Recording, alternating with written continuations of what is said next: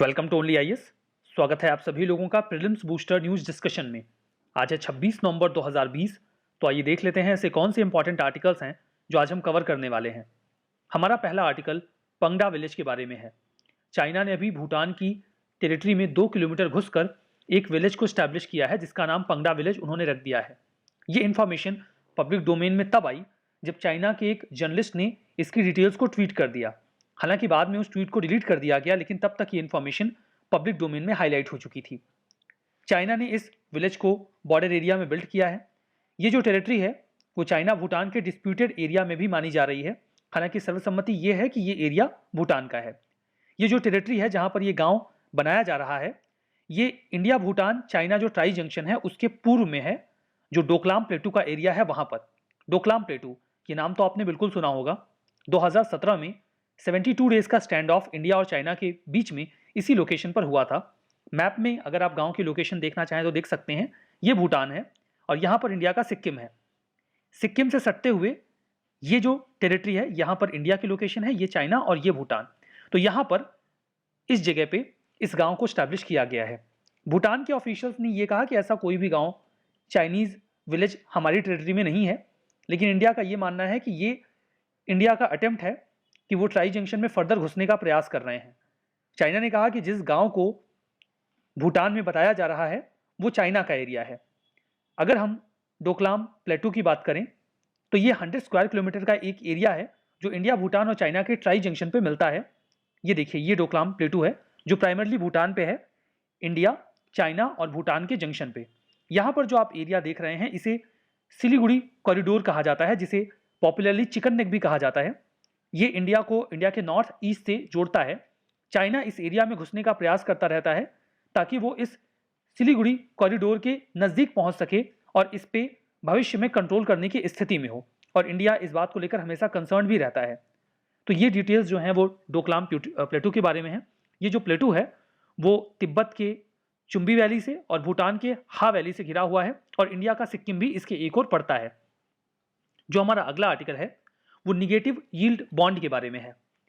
Negative yield bond, इस पर चलने से पहले देखिए, न्यूज तो ये है कि चाइना ने अभी हाल ही में negative yield bond for the first time जारी किए, और इसे बहुत ही तेजी से जो यूरोप के इन्वेस्टर्स हैं उन्होंने खरीद लिया।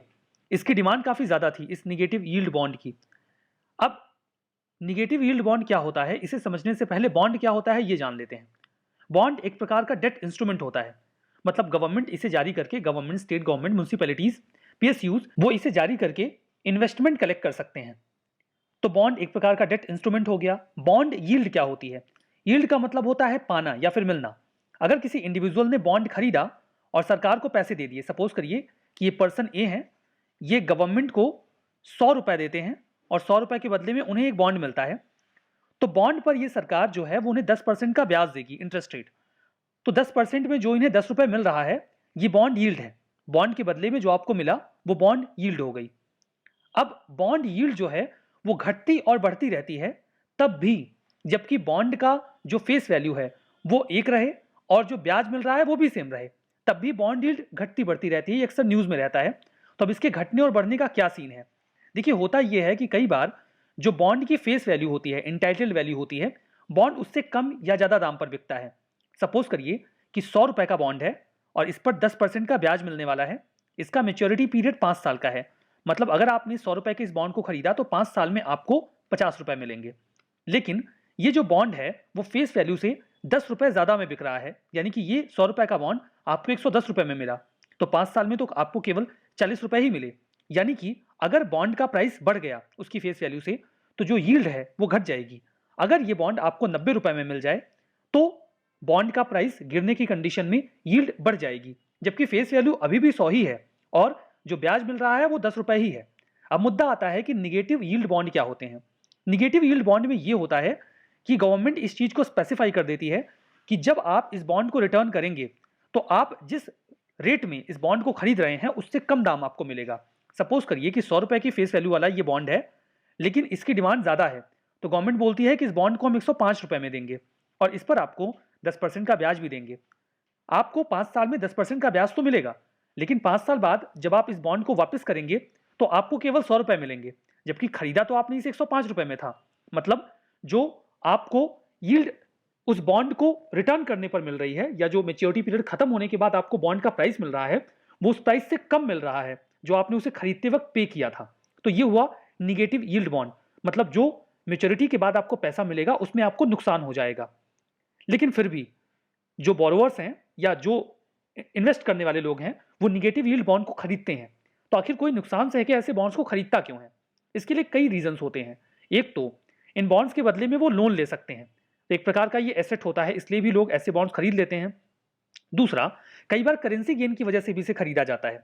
उन्हें ऐसा लगता है कि भले ही हमें फेस वैल्यू से कम पैसे मिलेंगे, लेकिन अगर करेंसी उस कंट्री की एप्रिसिएट हो जाती है, एक्सचेंज रेट कैलकुलेशन ऐसा बन जाता है, तो उन्हें फायदा हो सकता है। एग्जाम्पल के तौर पे उस इंडिविजुअल पर्सन ए को, सपोज करिए उन्होंने इंडिया में इन्वेस्ट किया, उन्हें 120 रुपए मिलते हैं इन्वेस्टमेंट के तौर पे या इंटरेस्ट के तौर पे, और जो 60 रुपए है उसके बदले में $1 मिलता है, तो उन्हें 120 रुपए में मिल जाएंगे $2।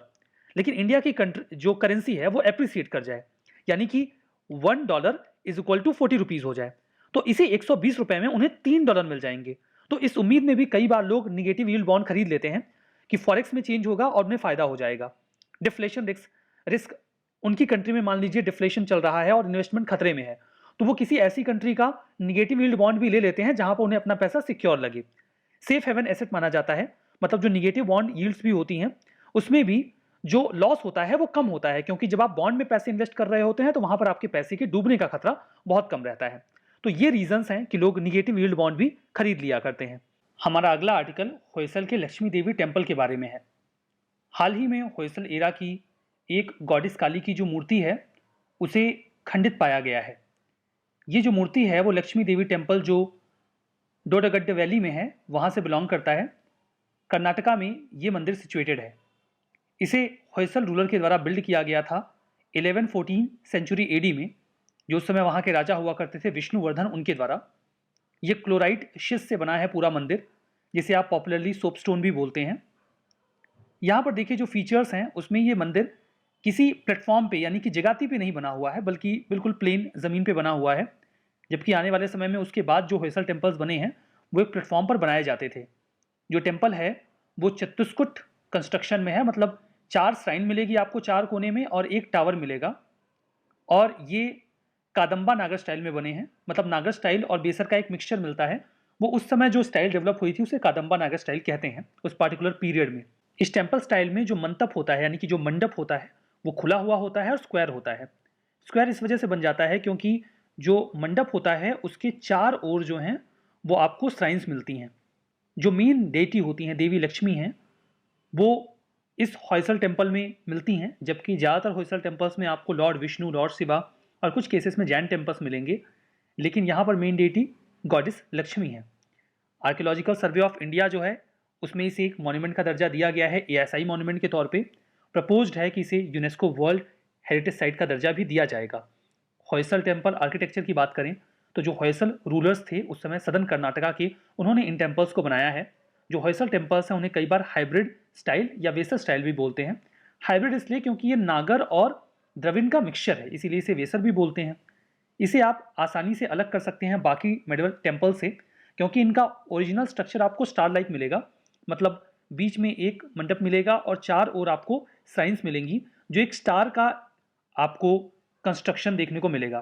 क्योंकि ये टेम्पल स्टार की तरह दिखते हैं, इसीलिए इनके टेम्पल प्लान को सैटेलाइट प्लान भी कहा जाता है।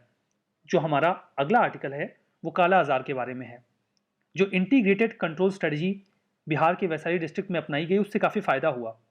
2014 में जहां काला आजार की केसेस 664 थे, वो 2016 में घट के 163 हो गए। काला आजार एक क्रॉनिक और पोटेंशियल फैटल पैरासाइटिक डिसीज है, खतरनाक है और जान भी ले सकती है।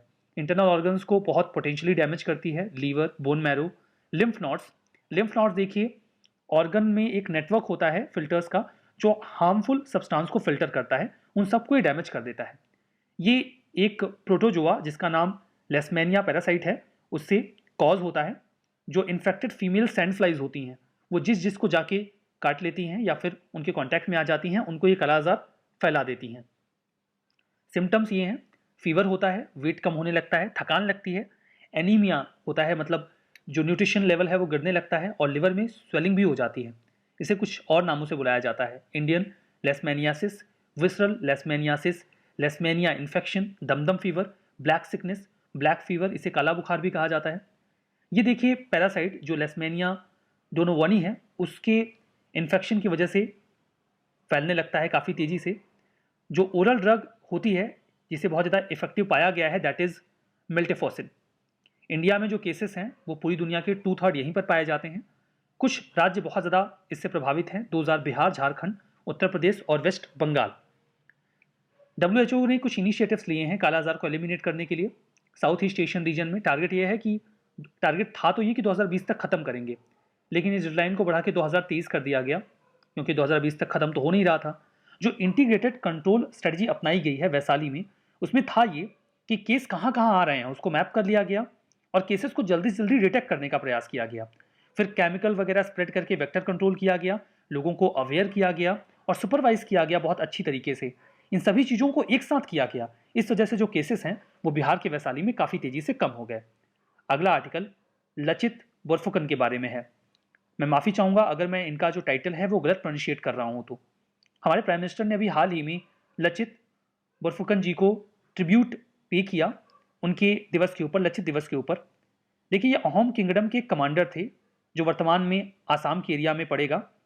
1761 में इन्होंने बैटल ऑफ सराई घाट में औरंगजेब की सेना को धूल चटा दी थी। मुगल एम्परर औरंगजेब जो हुआ करता था उनकी ओर से राम सिंह जो आमेर के राजा थे जयपुर के, वो उसकी आर्मी को लीड कर रहे थे, जहां पर उन्हें लचित बोरफुकन से हार का सामना करना पड़ा था और वो इस वॉर में विक्टोरियस रहे थे, विजेता रहे थे। 24 नवंबर को हर साल लचित दिवस मनाया जाता है पूरे आसाम में। इनफैक्ट जो नेशनल डिफेंस एकेडमी है वो 1999 से ही इनके नाम से एक मेडल भी देती है उन कैडेट्स को जो सबसे बढ़िया परफॉर्म करते हैं। हमारा अगला आर्टिकल पोषण अभियान के बारे में है। नीति आयोग ने पोषण अभियान पर भी एक रिव्यू रिपोर्ट जारी की है। पोषण अभियान गवर्नमेंट का एक बहुत ही फ्लैगशिप प्रोग्राम है ministry of women and child development के तहत।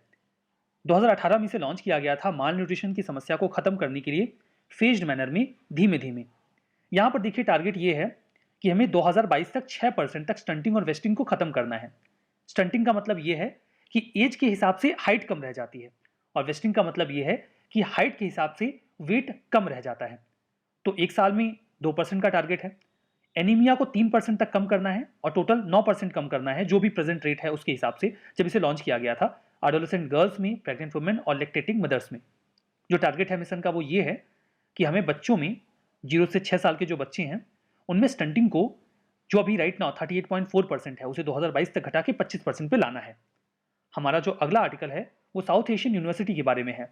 ये Delhi based south Asian university है जिसे 8 सार्क कंट्रीज ने मिलकर स्टैब्लिश किया है। काफ़ी ख़राब कंडीशन में है ये, एक साल से इसका कोई प्रेसिडेंट नहीं है। इसकी जो एग्जीक्यूटिव काउंसिल और गवर्निंग बोर्ड की मीटिंग है पिछले 2 साल से नहीं हुई है, इसीलिए कंसर्न रेज किए जा रहे हैं। सार्क तो जैसे बंद ही पड़ गया है। जो साउथ एशियन यूनिवर्सिटी है ये एक इंटरनेशनल यूनिवर्सिटी है। जो सार्क के 8 देश हैं उन्होंने मिलकर इसे इस्टेब्लिश किया था। अफगानिस्तान, बांग्लादेश, भूटान, इंडिया, मालदीव्स, नेपाल, पाकिस्तान और श्रीलंका। इंडिया और पाकिस्तान की राइवलरी की वजह से सार्क लगभग इनेक्टिव हो गया है। उस वजह से इस यूनिवर्सिटी की भी हालत खस्ता है। इसे 2010 में बनाया गया था। ये इंडिया में लोकेटेड है। इसके जो डिग्रीज एंड सर्टिफिकेट्स हैं वो नेशनल यूनिवर्सिटीज़ या इंस्टीट्यूशन की तर्ज पर ही स्वीकार किए जाते हैं सार्क के इन 8 देशों में। ये स्टूडेंट्स को अट्रैक्ट करता है सभी देशों से, लेकिन अभी तो खैर कुछ बढ़िया तो चल नहीं रहा है यहाँ पे। जो अगला आर्टिकल है वो सर छोटू राम के बारे में है। जो सर छोटू राम जी हैं उनकी बर्थ एनिवर्सरी पर हमारे प्राइम मिनिस्टर ने उनको ट्रिब्यूट पे किया, श्रद्धांजलि दी। ये बहुत ही प्रोमिनेंट पॉलिटिशियन रहे हैं ब्रिटिश इंडिया में, पंजाब प्रोविंस में। ये जाट कम्युनिटी से बिलोंग करते थे। ऑप्रेस्ड कम्युनिटीज़ के लिए उन्होंने काफ़ी कुछ किया था उस समय जब इंडिया अंग्रेजों के सिकंजे में था। पॉलिटिकल फ्रंट पे ये को फाउंडर रहे नेशनल यूनियनिस्ट पार्टी के, जो पंजाब प्रोविंस में उस समय जब इलेक्शंस हुए थे 1937 में 1935 के एक्ट के तहत। इनफैक्ट उसके पहले जो 1934 में इलेक्शंस हुए थे उसमें भी इस पार्टी ने काफ़ी अच्छा परफॉर्म किया था। और उस समय जो सबसे प्रोमिनेंट पार्टीज हुआ करती थी those were INC, Indian national Congress, और मुस्लिम लीग, दोनों को किनारे कर दिया था इन्होंने। इन्हें पॉपुलरली दीन बंधु के नाम से भी पुकारते हैं। उर्दू में इन्हें रहबर आजम कहते थे, जिसका मतलब होता है गरीबों का मसीहा। इनके प्रयासों से 2 एग्रेरियन लॉ उस समय पास किए गए जिनसे किसानों को काफ़ी फायदा हुआ। Punjab relief indebtedness act of 1934 और Punjab debtors protection act of 1936। तो ये पूरा आर्टिकल सर छोटू राम जी के बारे में। कुछ स्टेटमेंट हैं, सही गलत बताना है। साउथ एशियन यूनिवर्सिटी 2010 में स्टैब्लिश की गई। लक्ष्मी देवी टेम्पल, ये फेमस जो गंग रूलर रहे अनंत वर्मन, उनके द्वारा 12th सेंचुरी में बनाया गया। काला आजार प्लाज्मोडियम पैरासाइट से कॉज होता है। बैटल ऑफ सराईघाट 1671 में लड़ा गया मुगल एम्पायर और अहोम किंगडम के बीच में। अपना जवाब कमेंट बॉक्स में बताना है। जो आपने सेशन देखा है उसी की इन्फॉर्मेशन के बेसिस पे बताइए। वापस से सेशन को मत देखिएगा और चेक करिए आप कितना सही कर पा रहे हैं। इस सेशन में यहीं पर रुकेंगे। Thank you very much.